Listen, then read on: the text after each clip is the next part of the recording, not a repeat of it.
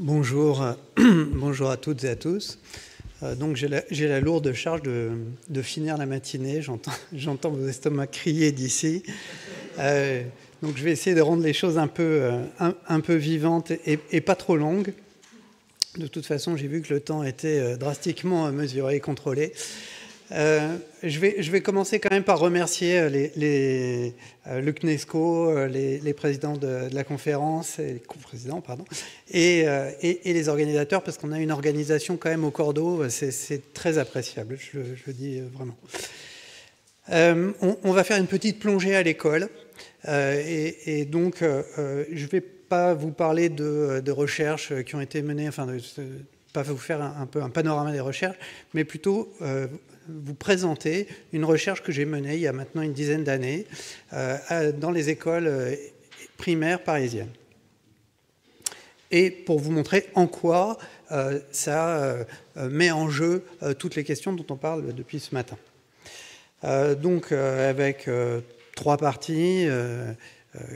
D'abord, je vais essayer de vous montrer que l'école contemporaine, c'est devenu une école mosaïque, que j'appelle une école fragmentée. Et puis m'interroger sur la question de la circulation des apprentissages, dont on a parlé depuis tout à l'heure, et vous présenter un cas avec la difficulté à lier des activités disciplinaires et thématiques. C'est très abstrait pour l'instant, mais vous allez voir, ça va prendre corps. Et je commence traditionnellement par ma première partie. Voilà à quoi ressemblait une école dans les années 50-60 sur cette photo de Douaneau. Donc, ce n'est pas une danseuse, c'est une institutrice, mais enfin, les instituteurs sont tous un peu des danseurs. Vous voyez qu'il y a des enfants qui sont tournés vers un tableau avec des choses écrites sur ce tableau et l'enseignante qui fait une sorte de médiation entre les élèves et ce qu'il y a écrit sur ce tableau. Et voilà maintenant une classe dans les années 2010, et finalement c'est à peu près la même chose. Cette fameuse forme scolaire dont on parlait tout à l'heure, dont Isabelle parlait, elle n'a pas tellement changé. Certes, l'enseignante a maintenant un pantalon, okay, puis il y a un peu des écrits diversifiés, mais globalement le principe demeure le même. Sauf que la société a changé depuis les années 50-60, et il y a un certain nombre de choses qui se sont ajoutées à côté de cette forme scolaire traditionnelle qui sont toute une série d'ateliers, d'activités auxquels les élèves participent à côté de ce qu'ils font dans la classe, voire même parfois dans la classe. Quand j'ai fait cette recherche il y a 10 ans, je me suis amusé à suivre les enfants depuis leur entrée à l'école à 8h20 jusqu'à ce qu'ils en sortent à 6h15 et à suivre tout ce qu'ils faisaient dans la journée. Et ce qu'ils font, c'est considérable en fait. C'est-à-dire qu'ils suivent un nombre de personnes et un nombre d'activités qui est considérable, y compris même dans la classe, puisque dans la classe, il y a certes encore des activités disciplinaires très traditionnelles, mais aussi des projets, toutes sortes de choses qui rompent avec la classe traditionnelle. Si on mesure ça, le temps moyen passé par un enfant à l'école, je pense que c'est en 2014, on a à peu près, à Paris, à l'époque, la moitié de son... Mais c'est pareil aujourd'hui, en fait. La moitié de son temps d'école qui est passé avec son enseignant ou son enseignante. Et tout le reste du temps est un agglomérat de tout petit temps passé avec d'autres personnes dans des ateliers, des interventions dans la classe, etc. Et en moyenne, toujours, chaque enfant passait à peu près une semaine avec 8 interlocuteurs différents. Donc vous voyez, un modèle qu'on croit réservé au collège, enfin au second degré, en fait, prévalait dès le premier degré. Si on compte les récréations, on est à plus de 20 personnes qui encadrent son activité. Donc vous voyez, un nombre d'adultes, en tous les cas, considérable. La première idée qui vient à l'esprit quand il y a comme ça une succession d'intervenants, c'est, bon, voilà, conclusion, finalement, aujourd'hui, oui, on est plutôt sur une école mosaïque, c'est-à-dire avec toutes sortes d'activités différentes pour un même enfant. Et le problème qui va se poser aux enfants, c'est comment faire résonner ces différentes activités, mais finalement, c'est exactement le même problème avec ce qui est fait en dehors de l'école. Comment est-ce qu'un enfant fait résonner ces différentes expériences qu'elles soient scolaires ou non scolaires, puisque dans tout ça, vous voyez, il y a des choses qui sont dans l'école, mais qui sont non scolaires, qui sont avec d'autres intervenants. Donc, comment est-ce qu'on organise une circulation des apprentissages pour les élèves? Et alors, quand on imagine différents intervenants, il y a un côté de division du travail. Bon, voilà, moi, ça me renvoie au temps moderne. Et donc, la question, c'est comment est-ce que ces personnes vont travailler ensemble pour le bénéfice des élèves? Et la réponse institutionnelle, qui existe depuis les années 80, c'est il faut coordonner l'activité des encadrants. Il faut coordonner l'activité de ces personnes qui sont sur cette même chaîne de travail. Or, ça ne fonctionne pas. On essaye depuis les années 80, il y a toutes sortes de textes qui le disent, plein d'injonctions institutionnelles, mais non, rien à faire, et pour des bonnes raisons en réalité. D'abord, les personnes qui interviennent n'interviennent pas en même temps. En général, elles ont des temps de travail qui ne correspondent pas, et donc tout simplement, elles n'ont pas le temps de se parler. Et puis, elles ont des façons de voir l'éducation qui sont des façons différentes de voir l'éducation. Autrement dit, elles n'attribuent pas à l'école les mêmes rôles. Donc, il y a... et puis, j'ajoute que dans les écoles, il y a une forme de hiérarchie. Bon, quand même, les enseignants sont là, même si le statut des enseignants a tendance à se déprécier. Bon. Et puis, les intervenants associatifs un peu plus bas, puis les animateurs encore plus bas, ils le vivent assez mal. Les enseignants voient d'un mauvais œil le fait qu'il y ait des nouvelles personnes qui arrivent dans les écoles et qui disent qu'ils vont apprendre des choses aux élèves. Enfin, vous voyez, les rapports entre ces différents encadrants sont quand même un peu compliqués. Donc, l'articulation entre l'action des intervenants, elle fonctionne mal, et d'une certaine manière, pour une bonne raison, c'est-à-dire que le cloisonnement permet d'éviter ceci, que tout le monde se tape sur la tête. Alors, avec une conséquence, en revanche, pour les enfants, qui est le fait que l'articulation repose sur eux, et uniquement sur eux, puisque les adultes ne le font pas. Donc je vais essayer de vous montrer maintenant comment les enfants font cette articulation, en partant d'une situation observée dans une classe de CE1. Rodrigue, que vous voyez sur cette image, avec son copain Émeric qui est quelque part ailleurs, et leur rallye lecture. Donc ils sont dans la classe d'une enseignante que je ne nommerai pas, qui a fait passer un certain nombre d'évaluations à ses élèves et qui a décidé qu'elle voulait corriger les évaluations dans la classe. Et pour ça, elle a besoin que les enfants la laissent un peu tranquille, puisqu'elle est à son bureau à corriger les évaluations. Et donc, elle a trouvé un truc, c'est le rallye lecture. Donc, elle a une quarantaine de petits bouquins qu'elle fait lire aux élèves. À chaque fois qu'un élève lit un livre, il va remplir une fiche de lecture, et puis il rend sa fiche de lecture, il va remettre son livre, il prend un autre livre, et puis il recommence. Bon. Il se trouve que ces élèves, à Paris, ont par ailleurs des cours qui sont encadrés par des professeurs de la ville de Paris, donc des cours de PS, des cours d'art plastique et des cours de musique. Et là, je suis la classe en cours de musique. Et le cours de musique est, comme d'habitude, l'occasion de mettre un énorme chahut. C'est-à-dire que dans la classe, c'est très tenu, mais enfin, en musique, on peut quand même faire un peu n'importe quoi. Bon. Et donc, très vite, il y a un gros chahut dans ce cours de musique. Et le professeur de musique est amené à punir les élèves, leur dire de se taire. Bon, il essaye de leur faire chanter la mélodie du bonheur, je ne sais pas si vous voyez. Bon, et les élèves se font un plaisir de saboter le chant alors qu'ils sont tout à fait capables de le faire. Bon. Et j'observe en particulier Rodrigue, qui a fait n'importe quoi, qui est puni dans un coin, et puis à la fin de la mélodie du bonheur, vous savez, à la fin, ça fait do, ré, mi, fa, sol, la, si, do, et le do est tenu. Je vois des hochements de tête, donc il y a des connaisseurs, connaisseuses. Le do est tenu, et là, Rodrigue, tout puni qu'il est dans son coin, lève la main et dit, alors, le prof ne le voit pas, il gère le bazar, mais il finit par dire, combien de temps dure le do ? Je me dis quand même, pour un enfant puni, c'est quand même une question pas mal. Et puis, il repose sa question, mais combien de temps dure le do ? Bon. Et puis, le professeur de musique ne le voit pas et ne l'entend pas, donc ne répond pas à sa question. Mais quand on repart dans la cour de récréation, je vais le voir pour lui demander un peu ce qu'il veut dire par là. Alors, j'ai remarqué, quand on était dans la salle de musique, tu as demandé au prof de musique, Vincent, combien de temps on doit le faire durer, quelle mesure, je ne sais plus. Qu'est-ce que tu lui avais posé comme question? J'avais posé, oui, combien de temps il dure le do? Est-ce qu'on peut deviner combien de temps il dure? Quand il dit peut-être à partir de quand on compte combien de temps. Bon, alors comment tu fais pour compter? Comme ça. Pom, pom, pom, pom. Ah, tu comptes les pulsations en fait. Et alors, à ton avis, combien de temps il dure dans cette chanson-là? Essaye de réfléchir. Et puis là, je vois Rodrigue fait peut-être 3 ou 4. Rodrigue fait du solfège, hein, bien sûr, il va au conservatoire. On est dans les beaux quartiers parisiens, dans le 17e arrondissement. Bon.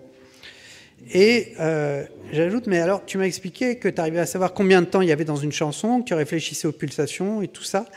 Est-ce que tu penses, donc, ça veut dire qu'une chanson, il y a une certaine construction, c'est construit, puis il y a des temps qui reviennent. Est-ce que tu penses que dans la classe, c'est pareil? Vous voyez, j'essaye de leur faire des liens entre apprentissage formel et informel.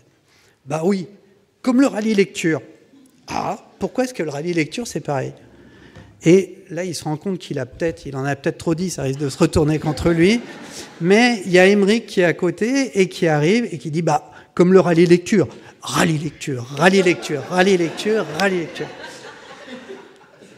Et donc, vous voyez que, alors vous allez avoir tout à l'heure un spécialiste de l'analogie avec Emmanuel Sander qui va vous expliquer ça mieux que moi, mais il arrive à faire une analogie qui lui permet de faire des liens entre deux choses qui paraissent extrêmement éloignées a priori, en décontextualisant, c'est-à-dire qu'il prend un principe, le battement de rythme, qui lui permet de s'extraire de la situation de la musique pour être réappliqué dans une autre situation complètement différente. Ça, c'est ce que certains élèves passent leur temps à faire à l'école.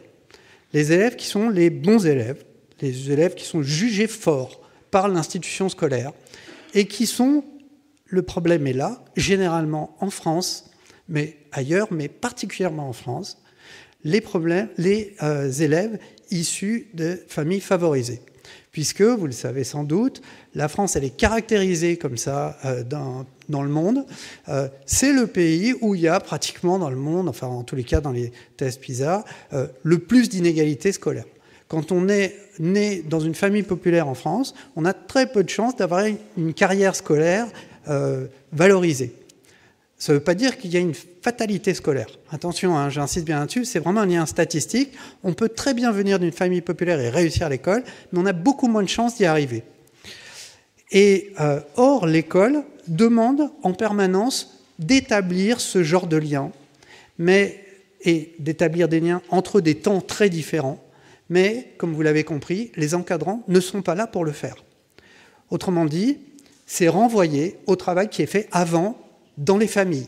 Et il y a des familles dans lesquelles on habitue Rodrigue ou Émeric à établir de tels types de liens. Alors, je vais vous donner un exemple avec des activités disciplinaires et thématiques. L'école, elle marche par discipline. On l'a déjà dit tout à l'heure, Isabelle l'a rappelé. Les disciplines, c'est ce que vous voyez sur la gauche, là.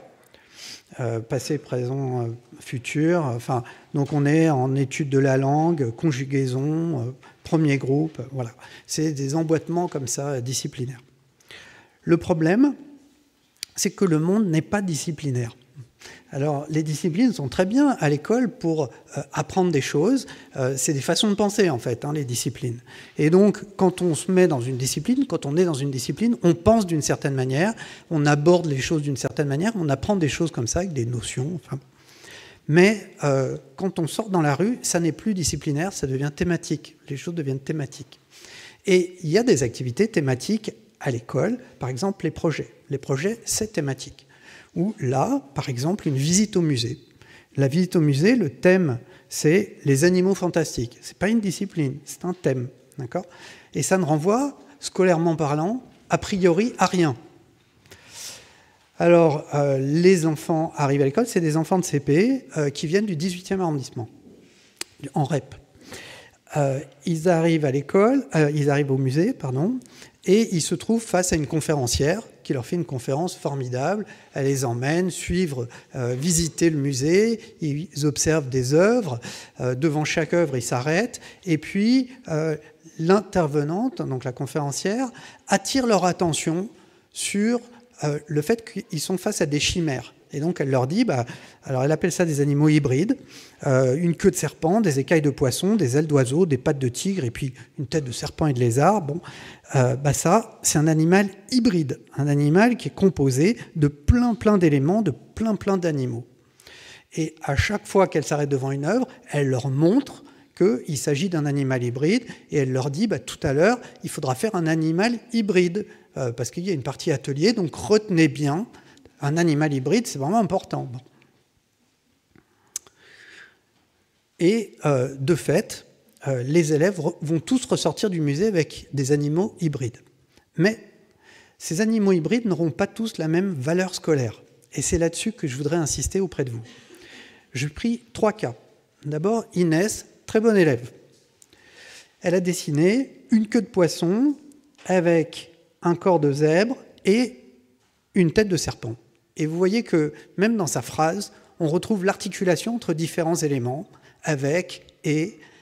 On est vraiment sur exactement l'idée que la conférencière avait développée, l'idée d'hybridation, et quelque chose qui peut être rattaché à une discipline scolaire. C'est quelque chose qu'on pourrait qualifier, qui pourrait relever de la technologie. Alors, la technologie en CP, ça ne veut pas dire grand-chose. C'est souvent abordé dans les arts plastiques à la maternelle. Mais en tous les cas, on a une notion derrière. Lied est également un très bon élève. Et Lied m'intéresse parce qu'il a pratiquement monopolisé les échanges pendant toute la conférence. Vous savez, il y a toujours les deux bons élèves devant qui parlent tout le temps, qui ne lèvent pas le doigt, mais qui ont quand même la parole. Voilà, c'est Lied. Et pour Lied, ce qui a été important dans toute cette affaire, c'est qu'à chaque fois, il a raconté des histoires, souvent des histoires de la mythologie, dans lesquelles les personnages intervenaient. Et donc, pour lui, le but, c'est d'imaginer des choses imaginaires. Et il a fait un cheval à 3 têtes, c'est-à-dire pas du tout un animal hybride comme l'avait demandé la conférencière. Pour autant, ça a eu une valeur scolaire, c'est-à-dire qu'il est en pleine littérature et il a trouvé un personnage qui a des caractéristiques qui va pouvoir intervenir dans une histoire. Mais les 4/5 des élèves de cette classe, quand la conférencière leur demande de faire un animal hybride, sont complètement désemparés. Et c'est le cas, par exemple, d'Annabelle. Annabelle, à ton avis, qu'est-ce qu'elle va vous demander après? Annabelle qui est scolairement jugée faible. Je ne sais pas. T'as aucune idée? Depuis tout à l'heure, elle vous parle de quoi? Tu vois pas un point commun dans tout ça? Donc vous voyez, Annabelle, non seulement n'a pas vu le point commun, qui pourtant avait été amplement souligné par la conférencière, mais en plus n'a pas l'idée qu'il faille trouver un point commun. C'est ça. Alors que Lied, qui n'a pas vu non plus le point commun souligné par la conférencière, a eu l'idée qu'il fallait trouver un point commun dans tout ça, et aller le chercher. Le point commun, pour lui, c'est plutôt les littératures. Vous voyez, Annabelle, elle a fait une magnifique sirène.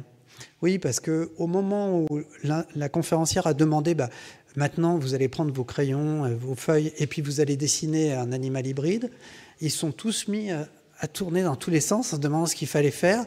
Puis elle leur a dit, là vous voyez par exemple, là on a une sirène sur le chapiteau qui est là. Une sirène, ça c'est un animal hybride. Ils ont tous dessiné des sirènes. Mais ils sont contents à la fin.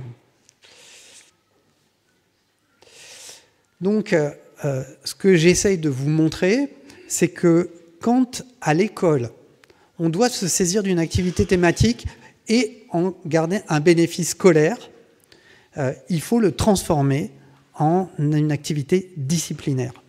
Et de la même manière, j'aurais pu vous montrer qu'une activité ludique doit être transformé en quelque chose que j'appelle du jeu sérieux, c'est-à-dire qu'on doit y trouver un travail cognitif pour qu'il y ait un bénéfice scolaire. Alors, si je dois conclure un peu de façon plus générale sur tout ça, je dirais que l'école contemporaine elle a cette caractéristique de solliciter bien plus qu'avant deux dispositions très exigeantes et qui sont non enseignées à l'école. La première de ces dispositions, enfin, en tous les cas à l'école primaire, c'est la synthèse, qui consiste à trouver un point commun, ce que vous avez vu tout à l'heure avec la visite au musée. Donc, un objet d'étude. Symboliquement, l'objet d'étude, c'est ce qui est au tableau.